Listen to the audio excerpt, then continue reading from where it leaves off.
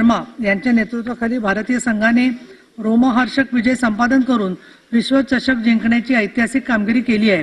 तब्बल 17 वर्षांनंतर भारताला मर्यादित 20 षटकांचा विश्वचषक जिंकून देऊन रोहित ब्रिगेडने नवा इतिहास रचलाय। देशाच्या क्रीडा क्षेत्रात नवे युग अवतरत असल्याचे संकेत आहेत।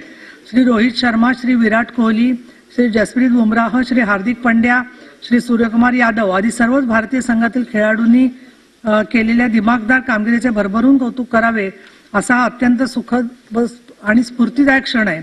या यशात भारतीय क्रिकेट संघाचे प्रशिक्षक श्री राहुल द्रविड यांचे योगदान फार मोठे आहे। 140 कोटी भारतीय जनतेच्या स्वप्नपूर्तीचा हा सोहळा आहे। 140 कोटी सर्व जनतेच्या वतीने या सर्व क्रिकेटपटूंचे आपणा सर्वांच्या वतीने मी मनापासून अभिनंदन करते। त्यांनी भविष्यातही अशीच उज्ज्वल कामगिरी करावी व साऱ्या विश्वात देशाचा लौकिक वाढवावा अशी शुभेच्छा मी व्यक्त करते। अभिनंदनपर प्रस्ताव सभागृहाने सर्वानुमते संमत केला आहे। आता कागदपत्रे सभागृहाच्या पटलावर ठेवणे मुख्यमंत्री महाराष्ट्र प्रदूषण नियंत्रण महामंडळ।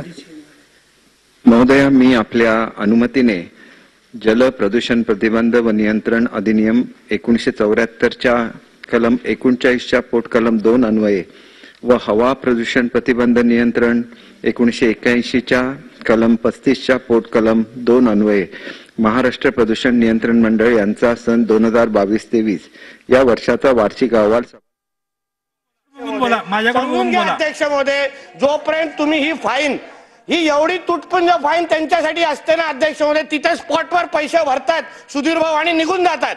म्हणून ह्या फाईन यात तुम्ही एवढी वाढवा काय त्याला कुठेतरी किशाला चटका लागला पाहिजे, धंदा बंद झाला पाहिजे, तरच त्याची तो अद्दल घडवणार। या तर तिथे काहीतरी असा मोठा गुन्हा तिथे हे करा, जाहीर करा, जेणेकरून अटक तरी झाली पाहिजे।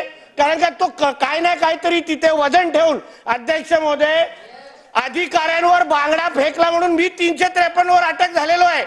त्याला काय फरक पडत नाही अध्यक्ष महोदय अधिकाऱ्यांना। ते लगेच जे अडवणारे लोक आहेत, मग ते गरीब मच्छीमार असतील किंवा आमच्यासारखे लोक आमच्यावरच 353 टाकतात आणि परत उद्यापासून ती एलईडी चालू करतात।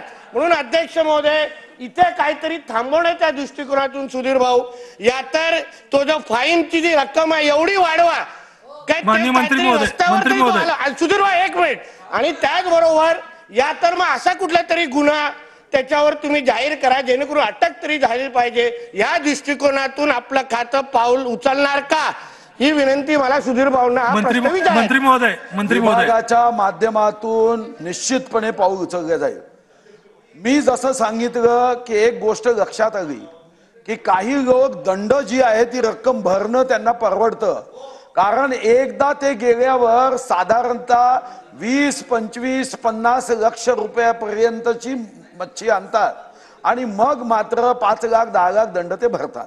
आणि जसं मी सांगितलं उत्तर देताना की आर्थिक दंडासोबत त्यांना शिक्षा करता येईल का ही सर्व सन्माननीय जे या जिल्ह्याशी 7 जिल्ह्याशी संबंधित आहे त्या आमदारांची बैठक घेऊन त्यांच्याशी चर्चा करून आवश्यक असेल सभागृह संपलं तरी आपण वट हुकूम आणून निश्चितपणे हे करू। आणि तिसरा त्यांचा जो महत्त्वाचा मुद्दा आहे तो एकदम योग्य आहे की जे पारंपरिक मासेमारी करणारे लोक आहे, परंपरेने मासेमारी करतात, हे जेव्हा या श्रीमंत मासेमारी करणाऱ्या बोटीच्या विरुद्ध जातात तर यांच्यावर केसेस केले जातात, त्यांना कोणताही फायदा होत नाही।